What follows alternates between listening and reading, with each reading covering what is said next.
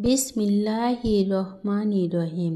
বিশ্ব আধ্যাত্মিক জ্ঞান সঞ্চার দরবার শরীফের প্রতিষ্ঠাতা আমার মুর্শিদ কিবলা গাউসুল আজম শামীম আলী চিশতির দরবার হইতে আমি কুলসুম চিশতি আপনাদের সকলকে জানাই আন্তরিক শুভেচ্ছা ও অভিনন্দন। আমার মুর্শিদ কিবলা গাউসুল আজম শামীম আলী চিশতির লেখা গ্রন্থ থেকে কিছু তত্ত্বকথা আলোচনা করিব। আশা করি আপনারা সবাই আমার আলোচনাটি মনোযোগ ও ধৈর্য সহকারে শুরু থেকে শেষ পর্যন্ত সম্পূর্ণ আলোচনাটি শুনবেন। আমি আজকে আপনাদের মাঝে যে আলোচনাটি নিয়ে হাজির হলাম সে আলোচনাটি হলো ভণ্ডপীর চেনার লক্ষণ কি কি তা নিয়ে কিছু আলোচনা করিব। যিনি একজন ভণ্ডপীর তাহার কি কি লক্ষণ থাকবে।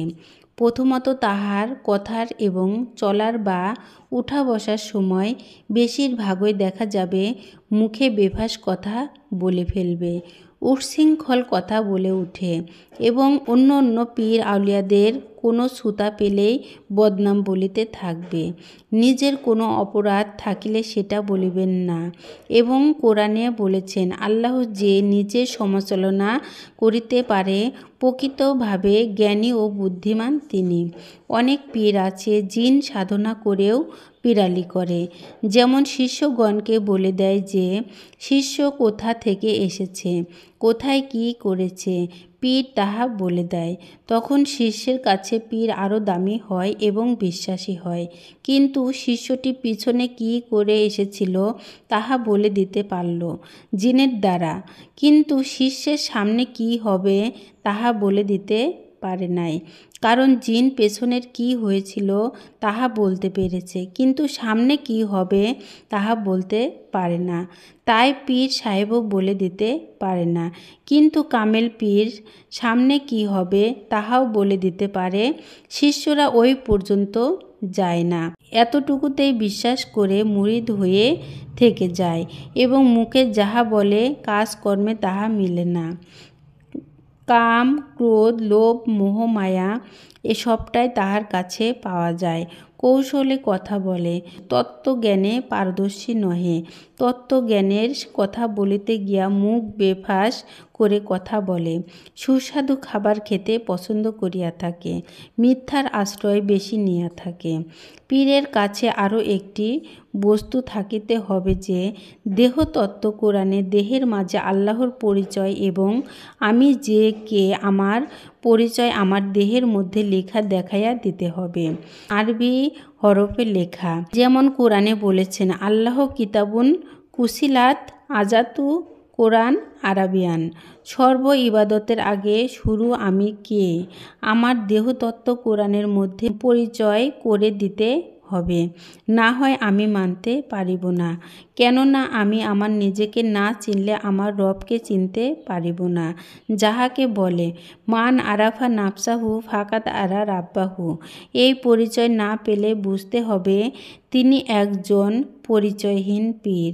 যে নিজেকেই চিনতে পারে নাই সে আমাকে পরিচয় করিয়া দিবেন কি করে। ভক্তের ওহি এলহাম বা স্বপ্নের ব্যাখ্যাও ভুল দিয়া থাকিবে এবং নিজেও বুঝতে ভুল করিয়া থাকিবে। তিনি আরও দাবি করিবে যে এই আমি আল্লাহর এই শক্তির অধিকারী।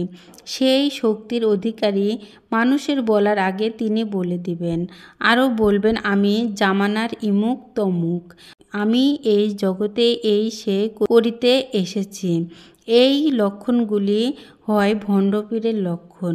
সর্বসময় এই ধরনের পীর যাহারা তাহারা নিজের প্রচারের জন্য উঠিয়া পড়িয়া লাগিয়া থাকে, শিষ্যদেরকেও প্রচারের কাজে লাগাইয়া রাখিবে। শিষ্যটি আল্লাহর পথে কতটুকু অগ্রসর হইল কিনা তাহা কোনো খবর নাই। অর্থ কামাই কোন কৌশলে হবে সেই দিকেই দৃষ্টি বেশি। কেউ কিছু দিলে খুশি আর না দিলে বেজার, এইসব করিয়া থাকে। যারা ভণ্ডপীর। আমি যে আলোচনাটি আপনাদের সামনে করেছি, এই আলোচনাটি আপনাদের কতটুকু ভালো লেগেছে? যদি ভালো লেগে থাকে তাহলে আমাদের এই চ্যানেলটি সাবস্ক্রাইব করে দিবেন।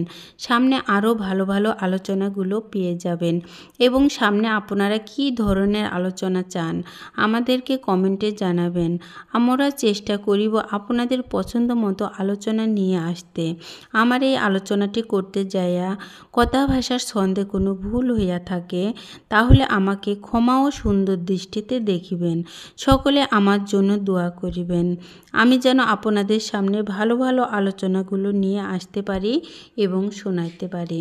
সর্বশেষে সকলের চরণে হাত রেখে একটি কথা বলতে চাই, আল্লাহ গোপনেরও গোপন। সেই গোপনকে পাইতে হলে একজন কামেল মুর্শিদের কাছে যাইয়া বায়াত গ্রহণ করে সেই গোপন ইবাদত সাধনার মাধ্যমে আল্লাহকে লাভ করিতে হবে। সকলে ভালো থাকবেন, সুস্থ থাকবেন। আল্লাহ হাফেজ।